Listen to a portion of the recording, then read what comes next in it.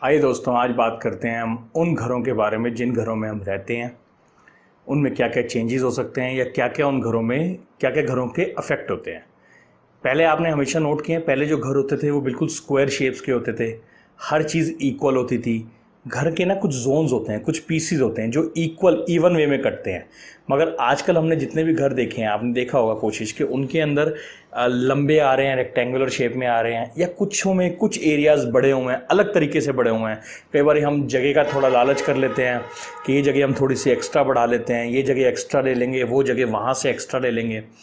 तो उनके इफेक्ट्स क्या क्या आते हैं उन बारे में बात करेंगे। एक मेजर चीज़ मैं बात करता हूँ कि जैसे हम कई बार घर के अंदर कुछ चेंजेस करते हैं, या हम कहते हैं बच्चों को स्टडी रूम बना देते हैं, या कोई पेरेंट्स का रूम चेंज कर देते हैं, या कुछ भी करते हैं, तो उनके इफेक्ट्स क्या क्या आते हैं या क्या होता है उस बारे में मैं आपसे बात करता हूँ। ये एग्जाम्पल देखिए। अब आप देख रहे हैं कि स्क्रीन के ऊपर ये जो नक्शा है, ये जो मैप है, ये घर का मैप है। इस घर का जो बेडरूम है, ये जो बेडरूम है, ये एंग्जाइटी जोन में आ रहा है। अगर हम पूरे घर के जोन्स की पीसेस करें तो ये एंग्जाइटी जोन में आ रहा है। अब ये एंग्जाइटी जोन के अंदर जो मकान मालिक थे वो खुद रहते थे, ठीक है। उनका बेडरूम था, उनका और उनकी वाइफ का।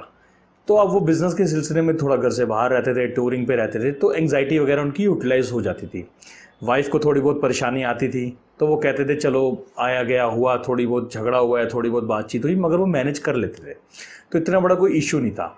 अब उन्होंने कुछ चेंजेस किए। उन्होंने बोला कि चलो मैं अपने पेरेंट्स का रूम यहाँ बनाता हूँ। अब पेरेंट्स थे बुज़ुर्ग, उन्होंने अपने पेरेंट्स को वहाँ पे शिफ्ट कर दिया। घर के अंदर कुछ चेंजेस किए, अपना बेडरूम दूसरी जगह शिफ्ट किया। तो अब जैसे ही उन्होंने पेरेंट्स का रूम शिफ्ट किया वहाँ पे, उससे हुआ क्या, पेरेंट्स बुज़ुर्ग कहीं जा नहीं पाते थे, एंग्जाइटी बढ़ने लगी, चिंताएं बढ़ने लगी।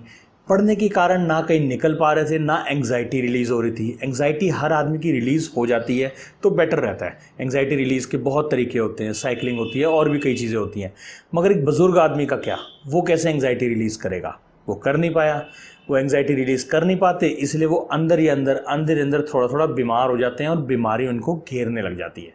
अब इस तरीके से बीमारी घेरने लग जाती है और वो समझा नहीं पाते प्रॉब्लम क्या है। अचानक आप कहते हैं इतनी तबीयत ख़राब रहने लग गई है, तो ये एंग्जाइटी उनकी तबीयत ख़राब करती है और किस किस बीमारियों की तरफ उनको ले जाती है।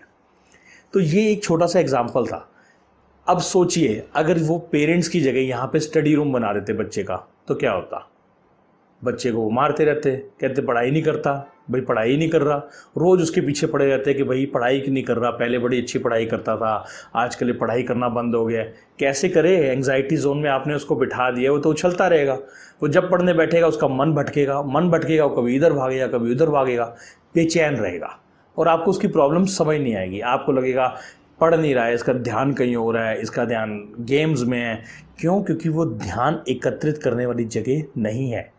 वो जगह एक बिजनेसमैन के लिए हो सकती है। जिस बिजनेसमैन ने खुराफातियाँ करनी है, चैन से नहीं बैठना, आगे बढ़ना है, उसके लिए तो ठीक है। मगर एक बच्चों के लिए, बच्चों के स्टडी रूम के लिए, या फिर पेरेंट्स के लिए, बुज़ुर्ग आदमी के लिए ठीक नहीं है। तो इसलिए चेंजेस करें तो बहुत सोच समझ के कीजिए, क्योंकि अगर सोच समझ के करेंगे तो उसको प्रिकॉशन कहेंगे, अगर बाद में कहेंगे तो फिर उसको इलाज कहेंगे। अब आप ही सोच लीजिए, प्रिकॉशन लेनी है या इलाज लेनी है।